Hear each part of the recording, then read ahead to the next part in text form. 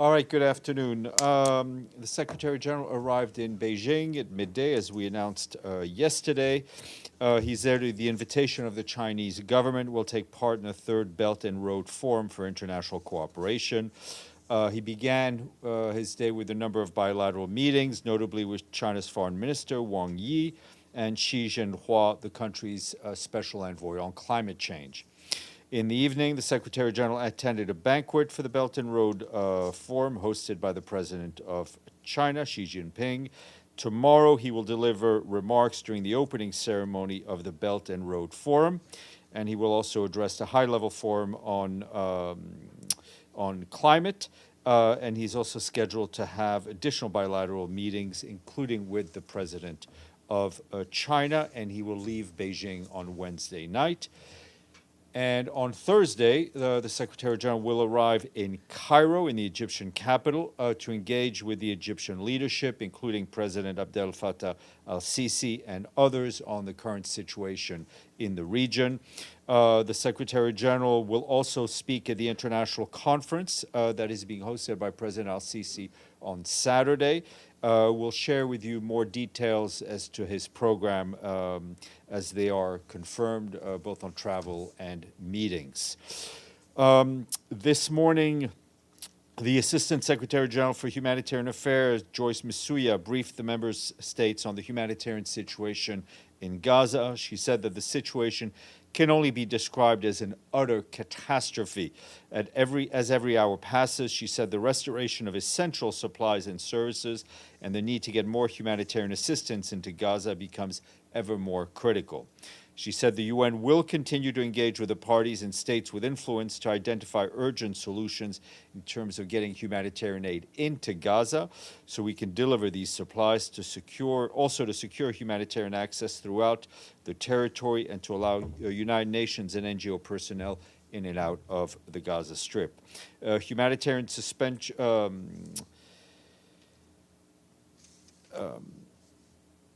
I just want to give you an update for the World Food Program, which they tell us have already more than 300 tons of ready-to-eat food, either at the border on its way to Rafah, enough food to feed about 250,000 people for about a week.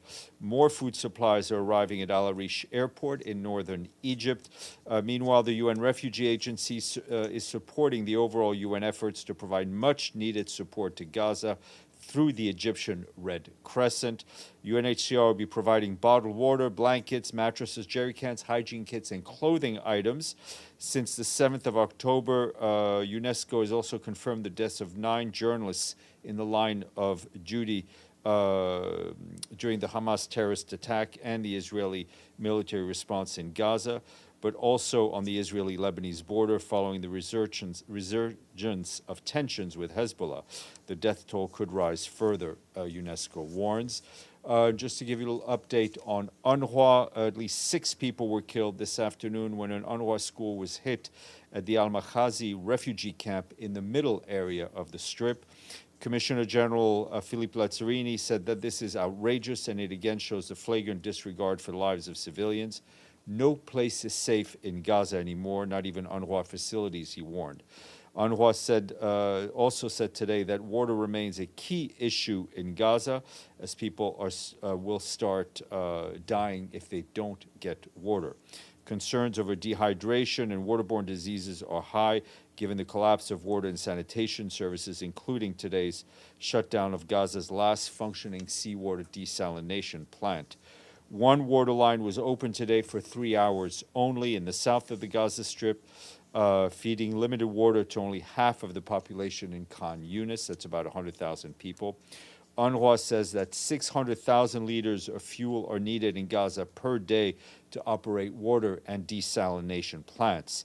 Fuel reserves at all hospitals across Gaza are expected to last for an additional 24 hours only. The shutdown of backup generators would place the lives of thousands of patients at serious risks. So far, UNRWA tells us that 14 of their staff members have been killed since 7th of October, and there are 24 confirmed reports of UNRWA installations across the Gaza Strip impacted as a result of airstrikes and bombardment. The actual number is likely to be higher. Turning to Sudan, the UN Refugee Agency released staggering numbers today, saying that nearly 4,000 civilians have been killed and thousands of others injured in Darfur between the 15th of April and August of this year. The majority are believed to have been targeted mainly due to their ethnicity, and this is true particularly in West Darfur. At least 29 cities, towns, and villages have been destroyed across Darfur after extensive looting and burning. In addition, schools in the area have been closed, cutting off access to education and safe space for millions of young children. UNHCR and partners provide displaced families in North and West Darfur with core relief items. And, of course, the agency and all of us at the UN continue to call on the parties to the conflict to guarantee the protection of civilians, including refugees and internally displaced human beings, and to ensure safe passage of humanitarian assistance wherever it's needed. This morning back here, the Secretary General Special Envoy for the Great Lakes, Huang Xia, briefed Security Council members. He said that since his last briefing to the Council about half a year ago, the humanitarian and security situation in the region has not improved. On the contrary, hostilities have resumed in North Kivu, and the risk of direct confrontation between the DRC and Rwanda remains very real. The number of displaced people and refugees in eastern DRC has also continued to increase. The Special Envoy reiterated his appeal to the international community to strengthen humanitarian assistance and for urgent measures to be taken to facilitate the return of displaced people to their homes, the majority of whom are women and children. His full remarks were shared with you. Our friends in Geneva at the World Meteorological Organization tell us that we have just had the hottest September on record, putting this year on track to be the warmest year on record. June, July, August, and September all broke monthly records. In addition, for the sixth consecutive month, September saw a record high monthly global ocean surface temperature, and Antarctica also at its warmest September, with sea ice remaining at seasonal record lows. Today is the International Day for the Eradication of Poverty, and nearly 700 million people barely make ends meet, living on less than $2.15 per day. In his message, the Secretary General said that ending poverty is the challenge of our time, but it is a challenge we can win. Edie and then Celia. Thank you, Steph. On the Secretary General's trip to Egypt, can you tell us what his main aim is, and how does he believe that the UN and the international community can get aid, food, water, electricity, fuel into Gaza without getting Israel to basically open a humanitarian corridor and stop the fighting? Well, let me, the question needs to be, well, the answer to the question needs to be unpacked a little bit. Obviously, we need, in order to move humanitarian aid through Gaza, we need safe passage, right? We can't move humanitarian trucks and convoys while active bombardment is ongoing. There are intense discussions going on in which we're involved with a number of parties in order to try to get the most basic humanitarian aid in as quickly as possible, and that's food, water, medicine. Those things are urgently needed. I mean, we've been talking about how we're at the bottom of the barrel, 24 hours left. I mean, the situation is becoming more than critical.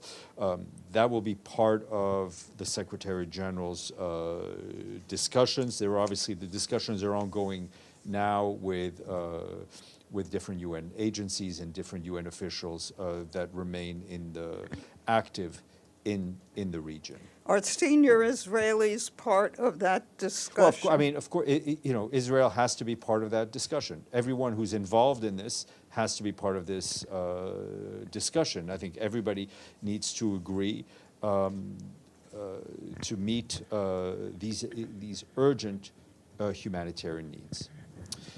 Celia. Steph, just out of curiosity, Is the Secretary General planning to go to Gaza and to Israel? Would it send a strong signal to both parties if he would do it? The Secretary General will go to wherever he feels it would have a positive impact. Obviously, keeping in mind the security situation. Ms. Salome.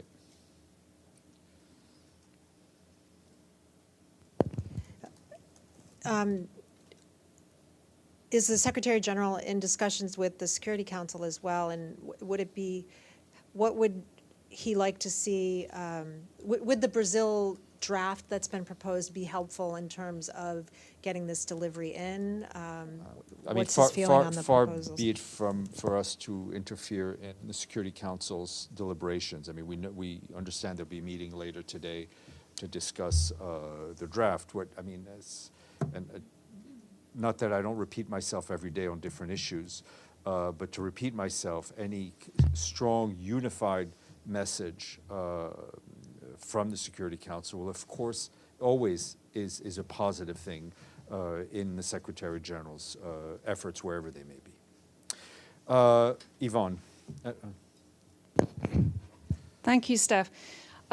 While the Secretary General is in Beijing, will he be raising the UN's concerns about human rights abuses against Uyghur Muslims and other minorities in Xinjiang, Yep. which may amount to crimes against humanity, according to Michelle Bachelet, the former human rights Yes, commissioner? the Secretary General, they discuss a number of issues on peace and security, sustainable development, climate, as we mentioned, and human rights. And the Secretary General,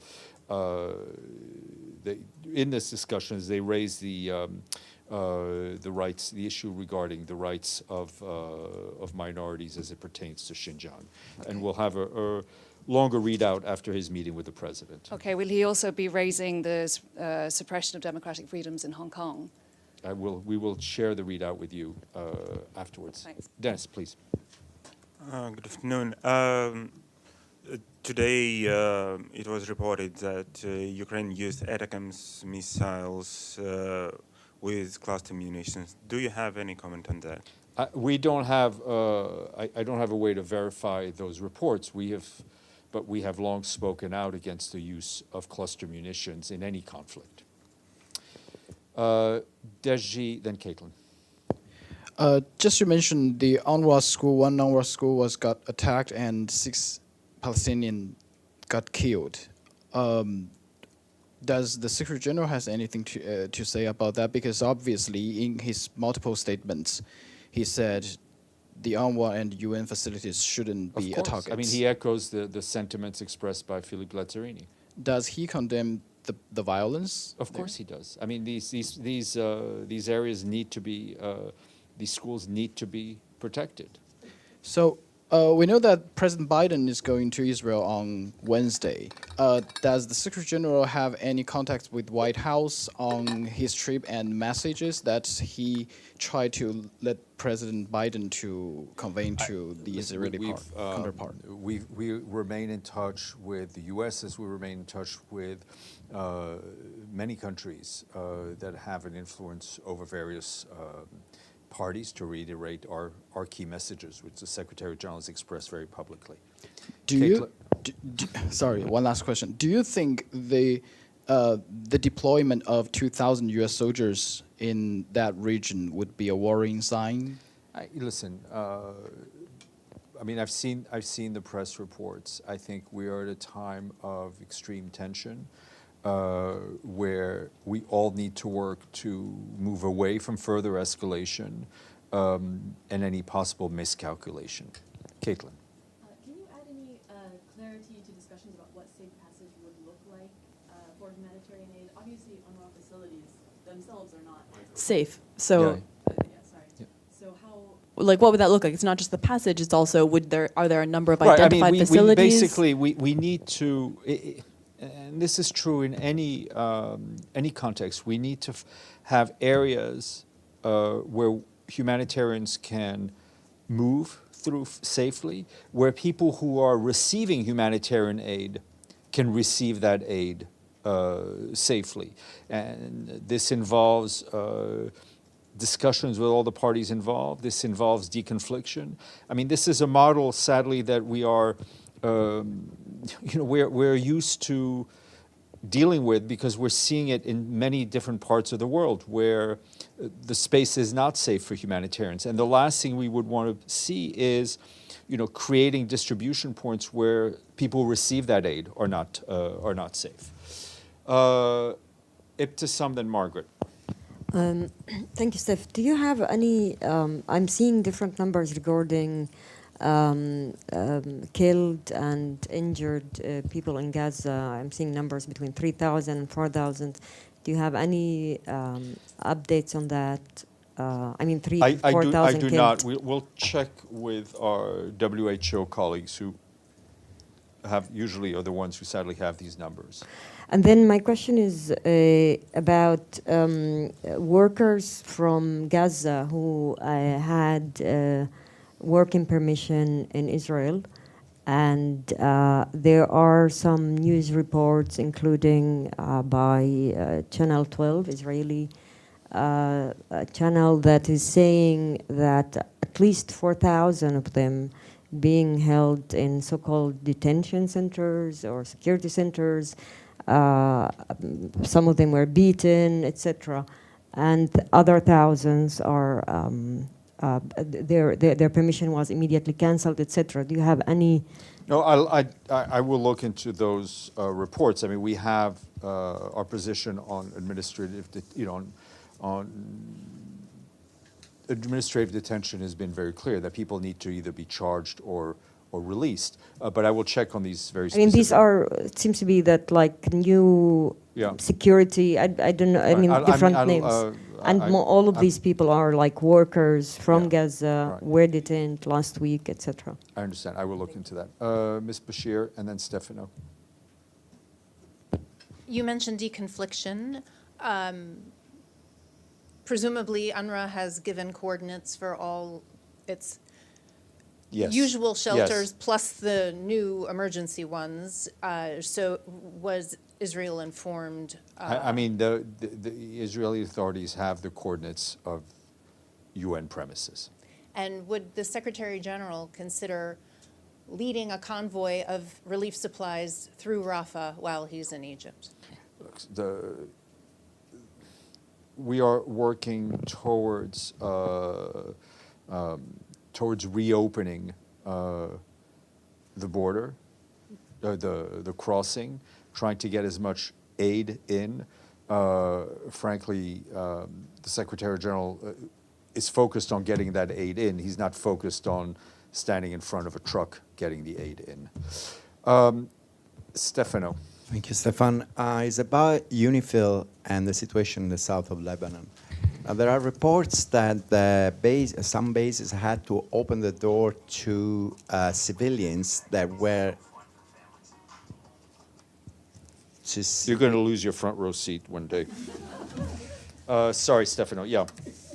To civilians because they needed to find...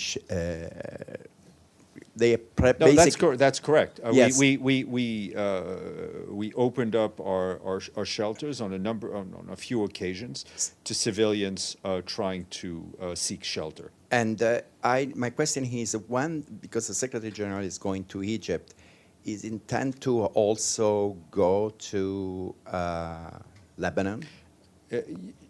To say that this is a fluid situation would probably be an understatement. As soon as there's anything further to share with you, I will do so. Ephraim Murad then Nabil. Thank you, Steph. I'm just trying to understand the issue of Secretary General travels and what it means and its significance. You said yourself we're at the bottom of the barrel. All humanitarian chiefs here also have been saying that the situation is getting drastic by the hour. Such an emergency situation doesn't require a change of plans. Maybe you should go to Gaza, to Egypt first, to make sure the aid gets there as quickly as possible. I mean, he'll be in Egypt. But that's like in 3 days, and we're talking every Egypt hour. I mean, it's Tuesday. He'll be in Egypt. He will leave Beijing on tomorrow. He'll be He'll be in Cairo on Thursday. Martin Griffiths is in the region. I mean, I spoke to our colleague Lynn Hastings, who's in Cairo. I mean, there are intense discussions going on. Furthermore, the Secretary General remains very much involved from where he is. He's very adept at using his phone. One more thing, please.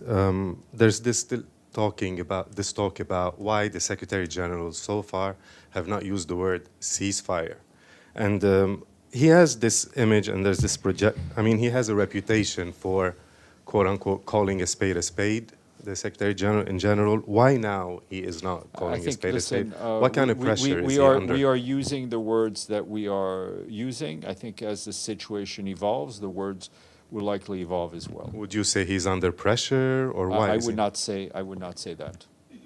Murad, then Nabil. Thank you, Stéphane. What the UN is doing and what it's gonna do regarding the accountability for the crimes and human rights violations now being committed in this war now in Gaza? There are different mechanisms within the UN system through which accountability will have to be discussed and will have to be seen, whether it's Human Rights Council, whether it's the ICC and other mechanisms. Nabil. Yeah, actually, a follow-up to Murad's question. A group of journalists were targeted in southern Lebanon, most likely by an Israeli strike. One was killed and the other one almost lost her leg. I'm sure you know about this incident. So is the UNIFIL investigating about this loss of life and the incident? And what's the SG's position on targeting journalists? I mean, I think I expressed myself very clearly on, I think on Friday when this came up. Journalists need to be able to do their work without fear of being targeted, singled out. That's just a fact, and I think our colleagues at UNESCO were very clear on that as well. I know our colleagues at UNIFIL were looking into it. I will see what the state of a formal investigation may be, but that would also be the responsibility of the Lebanese authorities. Also, Hamas officials, I think the spokesperson in a video message yesterday, he said that Hamas has some, he didn't give numbers, but has some foreign hostages among the hostages they captured in Israel. And they are open to the idea of releasing them in a separate track or as a separate issue from the Israeli hostages. Did you get this message through any official channel? And what's your position on this statement? All hostages need to be released without any condition. If you don't mind, I'm going to go to the screen before I go to round two. We'll go to Michelle, Alejandro, and Jordan. Steph, just a couple of questions to follow up on the aid issue. What conversations is the SG talking to Netanyahu? Has he spoken to him? Is Martin Griffiths speaking to the Israelis in some form? And then what about when it comes to this idea of an aid mechanism? Is that discussion still happening? Is that all, I presume, all interlinked with a possible humanitarian truce on the other side of the border? Well, let me just say, the different things the Secretary General's called for should all happen, as he said so, right? Whether it's release hostages, the humanitarian access, all of that, without them being linked. There are, I mean, we can all of us here in this room on screen understand the complexity of the situation, understand the urgency of the situation. And everyone on the UN side, from the Secretary General to Martin Griffiths, to Tor Venesland, to Lynn Hastings, to the head of UNRWA, and many other agencies are all trying to move the process forward and dealing with whomever they need to deal with to move that process forward so we can get humanitarian aid in as quickly as possible. Has the UN had a readout from the United States on Blinken's discussions yesterday with Netanyahu? We are in touch with U.S. counterparts on that issue. Alejandro, and then Moses. Thank you, Steph. Sorry, and then Jordan. All right, it's okay. Thank you, Steph. There's been a major breakthrough on the process of political dialogue between the current government of Venezuela and the opposition. Later today, they will announce that there's an agreement, so there's a pathway for a new cycle of presidential elections in the country. So could you share with us the view of the SG on this major breakthrough on this process of political dialogue? The Secretary General very much welcomes the decisions by the government of Venezuela and the unitary platform of Venezuela to resume dialogue and negotiations. I think that will take place, you mentioned, in Bridgetown in Barbados today. His encouragement is to Venezuela's main political actors to make progress in discussions leading to inclusive, transparent, and credible elections in 2024, and to address the challenges related to human rights in Venezuela. He also calls on the international community to continue to support all efforts to this end. The Secretary General thanks Norway for its facilitation efforts, as well as Mexico and Barbados for holding the various rounds of these discussions. Jordan. Thank you. Good afternoon. And my question, in the current crisis in Palestine, what is the role of United Nations Truth Supervision Organization, what they are doing? UNSO continues to fulfill its mandate according to its relevant Security Council resolutions. So it continues its work. Okay. Follow up, please. Yes. Yeah. Go ahead. Is there any Security Council resolution regarding UNTSO? I believe so, but as always, I may be and perhaps even wrong. Kristen. Maybe. But maybe. There's a lot of nodding of agreement here. Yes. Two things. One, I'm just seeing that 6 people were killed in an UNRWA school in Gaza, Al-Maghazi refugee camp. Have you heard of this? I think I just announced it. I'm so I sorry. mentioned it. That's okay. Sorry. And the other thing was there's also more reports about white phosphorus, this time being used in Lebanon. Do you have any updates on that, or is anyone monitoring No, that? I mean, we have not... we have not received any, we don't have any independent confirmation that we're very much aware of the open source reports of the alleged use of white phosphorus in populated areas. He, of course, very concerned about these reports and the potential harm to civilians. Secretary General recalls that all parties to a conflict must abide by international humanitarian law, which prohibits the use of means and methods of warfare that are indiscriminate or that cause superfluous injury or unnecessary suffering. And he calls on all parties to the conflict to avoid the use of explosive weapons in populated areas and to take combat out of urban areas altogether. Margaret, Bashir. You have an entire peacekeeping mission in that area. How can you not have independent confirmation of this? I mean, first of all, we're dealing with what is an active zone of exchange of fire, which doesn't always make it very easy to do these kinds of investigations. But as soon as we have some sort of confirmation, we will let you know. So will UNIFIL look into these reports? We are looking into these reports. Okay. Monica, all yours.